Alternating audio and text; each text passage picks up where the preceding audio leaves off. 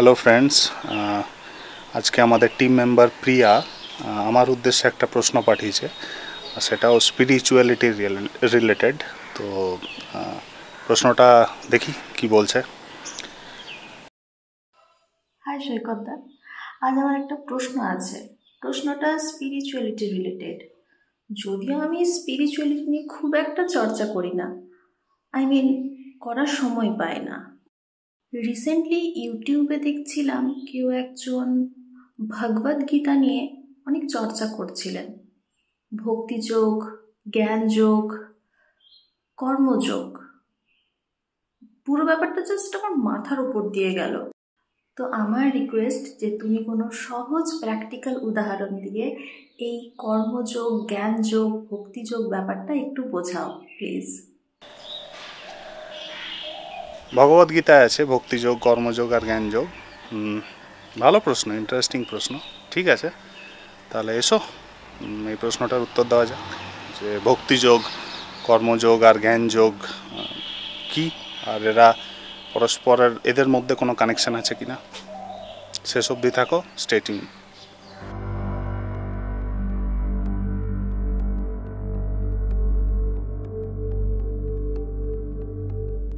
তো দেখ, সবার আগে তো আমি এটা বলবো যে এটা একটা সমস্যা হয়ে দাঁড়িয়েছে আজকের দিনে। আমরা জীবনকে দেখবার যে দৃষ্টিকোণ, সেটাকে বেশ কয়েকটা ভাগে ভাগ করে দিয়েছি, মানে বিনা কারণে অনেকগুলো শ্রেণীবিভাগ, ক্লাসিফিকেশন করে দিয়েছি।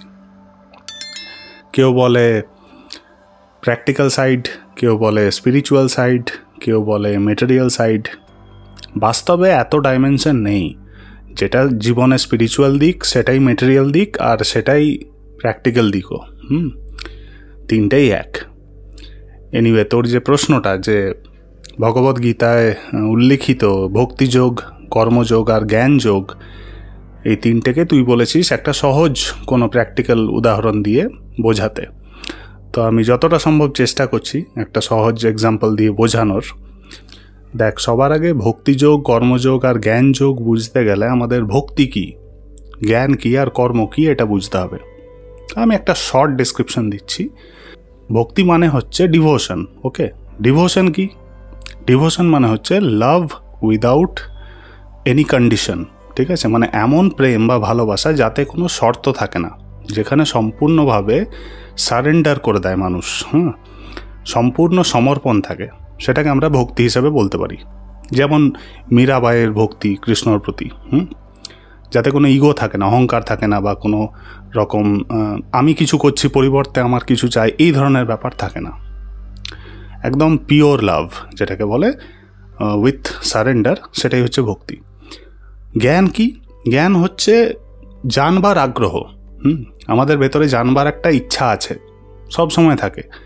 আমরা সবসময় নতুনকে জানতে চাই, আমরা সবসময় আননোনকে জানতে চাই, অজানা যেটা সেটাকে জানতে চাই। এটা আমাদের মধ্যে কিন্তু জন্ম থেকে আছে, কিউরিসিটি। এটাকে আমরা জ্ঞান বলতে পারি, জ্ঞান যোগ বলতে পারি। আর কর্ম হচ্ছে তুই ভক্তি কর বা তুই জ্ঞান অর্জন কর, যাই কর, আলটিমেটলি তুই তো করছিস। আর যখনই কিছু আমরা করি সেটাকেই কিন্তু ক্রিয়া বা কর্ম বলে। ঠিক আছে, এটাকেই কর্মযোগ বলা হয়েছে। এবার এই তিনটে বাস্তবে আলাদা নয়। সারফেস লেভেলে আমরা এই তিনটেকে আলাদাভাবে দেখি, কিন্তু বাস্তবে এই তিনটে কিন্তু আলাদা নয়। তো আমি একটা সহজ এক্সাম্পল দিয়ে বোঝানোর চেষ্টা করছি যে এই তিনটে বাস্তবে আলাদা নয়, একই। আচ্ছা, ধর একটা বাচ্চা ছেলে আছে বা বাচ্চা মেয়ে আছে, সে গিটার বাজানো শিখবে, গিটার বাজানো শিখতে চায়। আচ্ছা, গিটার যদি বাজাতে হয় তাহলে দেখ তিনটে বিষয় কিন্তু লাগবে। ঠিক আছে, এক হচ্ছে কেউ গিটার কখন বাজাতে শিখতে চাইবে? যদি তার সেই গিটার বাজানোর প্রতি প্রেম থাকে, সেই গিটার বাজানোর প্রতি ভালোবাসা থাকে, প্যাশন থাকে, তাই তো, তবেই সে গিটার বাজাতে শিখবে। তো এই যে প্যাশনটা, এই প্যাশনটাকে তুই ভক্তি হিসাবে কনসিডার করতে পারিস, ভক্তিযোগ হিসাবে কনসিডার করতে পারিস। নেক্সট হচ্ছে সেই যে গিটার বাজানোটা শিখছে, তো গিটার বাজানোর জন্য যে ওই যে স্ট্রিংগুলো থাকে, সেই স্ট্রিংগুলোকে কতটা টাইট করতে হবে, কতটা লুজ রাখতে হবে, নোট কি, মিউজিকের যে সেন্স, এই সব জিনিসগুলো মানে শেখা, গিটার বাজাতে শেখা। তো সেই শেখার যে পদ্ধতিটা, সেটা কিন্তু ইটসেলফ হচ্ছে জ্ঞান। ঠিক আছে, বা নলেজ বা নোয়িং ফ্যাক্টর। তো এটাকে কিন্তু তুই আবার জ্ঞানযোগ হিসেবে ডেসক্রাইব করতে পারিস। আবার এই যে গিটার বাজানোর প্রতি তার যে ভালোবাসার উদয় হওয়া নিজের মনের মধ্যে, বা সে যে শিখছে, পরিশ্রম করছে, প্র্যাকটিস করছে, অভ্যাস করছে, এটা কিন্তু আবার তার কর্ম করা হচ্ছে, ঠিক আছে? তো সে একটা অ্যাক্টিভিটির মধ্যে দিয়ে আছে, এটাকে আবার তুই কর্মযোগ বলতে পারিস, ঠিক আছে? তাহলে দেখ, লক্ষ্য করে যে জাস্ট একটা সাধারণ এক্সাম্পল, গিটার বাজানো, এর মধ্যে কিন্তু ভক্তিও রয়েছে, এর মধ্যে জ্ঞানও রয়েছে, এর মধ্যে কর্মও রয়েছে। আর শুধু গিটার বাজানো কেন, যদি আমরা ধ্যান দিয়ে দেখি তাহলে আমাদের প্রতিদিন দৈনন্দিন জীবনে বা আমাদের সমগ্র যে জীবনচক্র, তার মধ্যে এমন একটা কাজও আছে যার মধ্যে এই তিনটে অ্যাসপেক্ট নেই। এই তিনটে অ্যাসপেক্টকে বাদ দিয়ে কোনো কিছু করা সম্ভব হতেই পারে না। জীবনকে কল্পনা করা সম্ভব নয়। আমরা যখনই কিছু কাজ করি, তো আমাদের কোনো জিনিস করতে ইচ্ছা করবে, ভালোবাসা হবে, সেটা ভক্তিযোগ। আর যখন আমরা সেই কাজটা করছি, সেই কাজটা করাটা ইটসেলফ কিন্তু কর্মযোগ। আর কোনো কাজ যেটা আমাদের শিখতে হয়, শেখা ছাড়া তো আমরা করতে পারি না। সে দাঁত ব্রাশ করা থেকে শুরু করে লিখতে শেখা, পড়তে শেখা, খেলতে শেখা, বসতে শেখা, উঠতে শেখা, হাঁটতে শেখা, বা কঠিন জিনিস যেমন dancing, swimming, martial arts, music, যে কোনো জিনিস যা আমরা শিখি, সেই শেখাটা কিন্তু ইটসেলফ জ্ঞানযোগ। কারণ আমরা যখনই কোনো জিনিসই আমরা শিখি, সেই শেখাটা ইটসেলফ হচ্ছে জ্ঞানযোগ, কারণ ওর মধ্যে একটা নোয়িং ফ্যাক্টর কাজ করছে, ঠিক আছে? তো বাস্তবে এই তিনটে ডাইমেনশনই এক, যেটা ভক্তিযোগ সেটাই কর্মযোগ, সেটাই হচ্ছে জ্ঞানযোগ। তিনটের মধ্যে পৃথকীকরণ করা সম্ভব নয়, একটা আরেকটাকে ছাড়া কিন্তু অসম্পূর্ণ, ঠিক আছে? এটা আমাদের বুঝতে হবে। একটা খুব সুন্দর স্টোরি আমি শুনেছিলাম কোথাও, যে একবার এক ভক্তিযোগী, জ্ঞানযোগী আর কর্মযোগী ঋষি তিনজন রাস্তা দিয়ে বেরিয়েছিলেন আর দূরে যাত্রা করছিলেন। আর তিনজনকে খুব ছোটোভাবে দেখতেন। ভক্তিযোগী, জ্ঞানযোগী আর কর্মযোগীকে ছোট দেখতেন, কর্মযোগী বাকি দুজনকে, আর জ্ঞানযোগী বাকি দুজনকে খুব ছোটোভাবে দেখতেন। তো হঠাৎ করে রাস্তায় যেতে যেতে যখন ওয়েদার খারাপ হয়, তো ওরা তিনজন একটা মন্দিরের মধ্যে শরণাপন্ন হয় বৃষ্টির হাত থেকে, ঝড় বৃষ্টির হাত থেকে বাঁচার জন্য।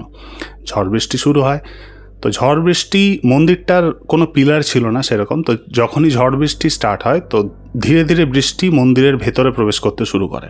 আর পরিস্থিতির চাপে পড়ে তিনজন ধীরে ধীরে ক্লোজ আসতে শুরু করে, নিজেদের কাছাকাছি আসতে শুরু করে। এরকম করে কাছাকাছি আসতে আসতে একটা মোমেন্ট এমন আসে যখন তিনজনই যে বিগ্রহটা, সেই বিগ্রহটাকে জড়িয়ে ধরতে বাধ্য হয়, বৃষ্টির হাত থেকে বাঁচার জন্য, কিন্তু কোনো ভক্তির জন্য নয়। আর যেই তিনজন একসাথে বিগ্রহটাকে জড়িয়ে ধরে, ইমিডিয়েট ওখানে ভগবান এসে অ্যাপিয়ার করে। তিনজনই খুব অবাক ব্যাপারটা দেখে, যে আমরা ভক্তিযোগীর মনে প্রশ্ন আসছে যে আমি সারা জীবন ভক্তি করেছি, কখনো ভগবান আসেনি। কর্মযোগীর মনে প্রশ্ন আসছে যে আমি কর্ম করেছি ঠিকভাবে, তাও ভগবান অ্যাপিয়ার করেনি। আর যে জ্ঞানযোগী, সেও ভাবছে যে আমিও সারা জীবন অধ্যয়ন করেছি, বেদ উপনিষদ পড়েছি, সব কিছুকে জানার চেষ্টা করেছি, আমি ভগবানকে খুঁজে পাইনি। তাহলে তিনজনের মনে প্রশ্ন এলো যে আমরা তিনজন যেই কাছাকাছি এলাম, হঠাৎ কি ঘটে গেল যে ভগবান অ্যাপিয়ার করলো? তো তারা ভগবানকে প্রশ্ন করলো, তো ভগবান উত্তর দিল যে যেহেতু আজ প্রথমবার তোমরা তিন যে নির্বোধ, সেই তিন নির্বোধ এক জায়গায় এসছো বলেই আমি কিন্তু প্রকট হয়েছি। তো এই ছোট্ট স্টোরিটার থেকে এটা বোঝা যায় যে আমাদের তিনটে জিনিসই দরকার, এবং ভগবদ্গীতা এটাই বোঝানোর চেষ্টা করে। বাস্তবে জীবন দর্শন এই কারণেই ভগবদ্গীতা থেকে পাওয়া যায়। ভগবদ্গীতা যেমন একদিকে spiritual, at the same time material লেভেলেও আমাদেরকে কিন্তু আইডিয়াস দেয়, আবার প্র্যাকটিক্যাল দিক দিয়েও আমাদেরকে জীবনযাত্রা শেখায়। তো এই তিনটেকে পৃথক করা ইম্পসিবল। তো আশা করি আমি তোর প্রশ্নের উত্তর হোপফুলি ঠিকঠাক দিতে পেরেছি, আর অ্যান্সারটা শুনে হয়তো স্যাটিসফ্যাকশান আসবে। তোমাদের উদ্দেশ্যে বলি, যদি তোমাদের এরকম কোনো প্রশ্ন থাকে যে কোনো বিষয়ে, তাহলে অবশ্যই ইউটিউবের কমেন্ট সেকশানে গিয়ে করতে পারো। আর দেখা হবে আগামী এপিসোডে একটা নতুন কোনো টপিক নিয়ে। ততদিন অবধি প্রত্যেকে ভালো থেকো। Good bye.